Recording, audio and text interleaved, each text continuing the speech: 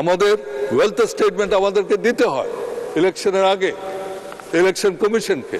ঠিক সেরকম একটা ওয়েলথ স্টেটমেন্ট আমি মনে করি আজকে যারা সরকারি চাকরিতে আসবেন তাদের সেই স্টেটমেন্ট দিয়ে তারা সরকারি চাকরিতে ঢোকা উচিত, এবং তিনি যখন বের হয়ে যাবেন তার সেই স্টেটমেন্ট আমরা তখন দেখতে পাবো।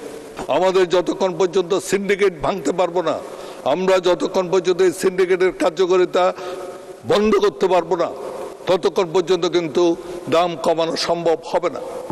আপনারা ট্যাক্স কমিয়েছেন, আপনারা পারেননি।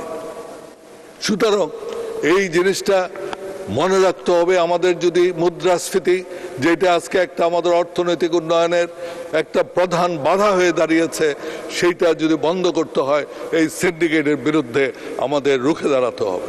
আমাদের একজন মাননীয় বাণিজ্যমন্ত্রী এই পার্লামেন্টে তিনি একটা উক্তি করেছিলেন যে সিন্ডিকেটের হাত তার হাতের চেয়ে অনেক বেশি লম্বা। এটা বদলাতে হবে। এটা যদি বদলানো না যায়, এই মুদ্রাস্ফীতি আমরা যদি কন্ট্রোলে আনতে না পারি, তাহলে কিন্তু আমাদের যে উন্নয়নের লক্ষ্য আমরা মাত্রা যেগুলো ঠিক করছি সেগুলো যাওয়া সম্ভব হবে না। আমরা যে এলডিসি গ্র্যাজুয়েশন হচ্ছে, সেই এলডিসি গ্র্যাজুয়েশনে কিন্তু আমরা যে ফল পাওয়ার কথা সেই ফল আমরা পাবো না, বরঞ্চ আমরা আরো বেশি অসুবিধার সম্মুখীন হব বলে আমি মনে করি। সাম্প্রতিক সময়ে আমরা দেখেছি কিছু ঘটনা আমাদের সামনে এসেছে, চিন্তা করা যায় না। কিছু গুরুত্বপূর্ণ প্রতিষ্ঠানের গুরুত্বপূর্ণ ব্যক্তি যারা এই প্রতিষ্ঠানগুলোর নেতৃত্ব দেয়, তাদের বিরুদ্ধে আজকে দুর্নীতির অভিযোগ আছে। দুর্নীতির অভিযোগ 100 কোটি টাকার না, হাজার হাজার কোটি টাকা। কি হয়েছে? ওনারা এয়ারপোর্ট দিয়ে চলে গিয়েছে। আরে কত লোককে এয়ারপোর্টে থামানো হয়েছে, যেতে দেওয়া হয়নি, পরে কোর্টের পারমিশন নিয়ে যেতে হয়েছে। আজকে কি বলা হচ্ছে? কোর্টের পারমিশন ছিল না, সেই জন্য তারা চলে গিয়েছে। কেন আপনারা এয়ারপোর্টের লোক বন্ধ করে না যাওয়া? কি করে গেল?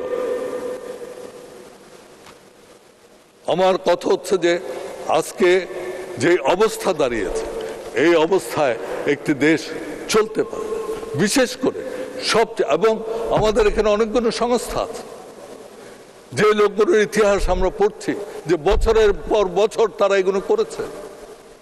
এই সংস্থাগুলো তারা তখন কি করেছে, তারা কি দেখেছে, তাদের কাজ কি? এই সংস্থাগুলোর সামনে কি এই দুর্নীতির কোনো ছাপ পড়েনি? সুতরাং আজকে সময় এসছে এই দুর্নীতি নিয়ে, এই সমস্ত ব্যবস্থা নিয়ে আমাদের একটা পর্যালোচনা করার সময় এসছে, যে কেন আমি যারা দুর্নীতি করেছেন তাদের শাস্তি চাই, কিন্তু সাথে সাথে যে ব্যবস্থায় এইরকম দুর্নীতি হতে পারে তার সেই ব্যবস্থার একটা পর্যালোচনা দরকার। এবং সেখানে আমি মনে করি একটা হাই পাওয়ার্ড কমিশন করা উচিত, এবং বিশেষ করে যারা সরকারি কর্মকর্তা আছেন এবং অন্যান্য, আজকে আমরা পার্লামেন্টে যারা আসি, আমরা আমাদের একটা স্টেটমেন্ট দিয়ে আসি। আমাদের ওয়েলথ স্টেটমেন্ট আমাদেরকে দিতে হয় ইলেকশনের আগে ইলেকশন কমিশনকে। ঠিক সেরকম একটা ওয়েলথ স্টেটমেন্ট আমি মনে করি আজকে যারা সরকারি চাকরিতে আসবেন তাদের সেই স্টেটমেন্ট দিয়ে তারা সরকারি চাকরিতে ঢোকা উচিত, এবং তিনি যখন বের হয়ে যাবেন তার সেই স্টেটমেন্ট আমরা তখন দেখতে পাবো। আমরা দেখছি বাংলাদেশের অর্থনীতিতে কয়েকজন লোকের, কিছু বিজনেস হাউসের একটা বিরাট ইনফ্লুয়েন্স হয়ে যাচ্ছে। আপনি বলেন ব্যাংক, বলেন আপনি বলেন ট্রেডিং। মাননীয় সদস্য 1 মিনিট যদি দেন আমি তাড়াতাড়ি শেষ করে দেবো। তো আমার কথা হচ্ছে যে আমরা যদি এই সিন্ডিকেট এবং অলিগার্কি,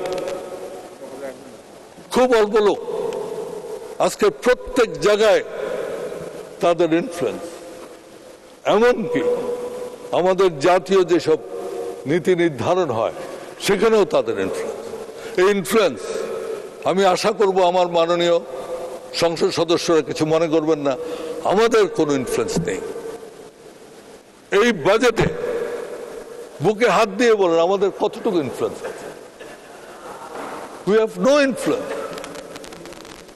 কিন্তু কিছু লোক, কিছু প্রতিষ্ঠান, এরা আজকে প্রত্যেকটা জায়গায় একটা শক্তিশালী অবস্থান নিয়ে বসে।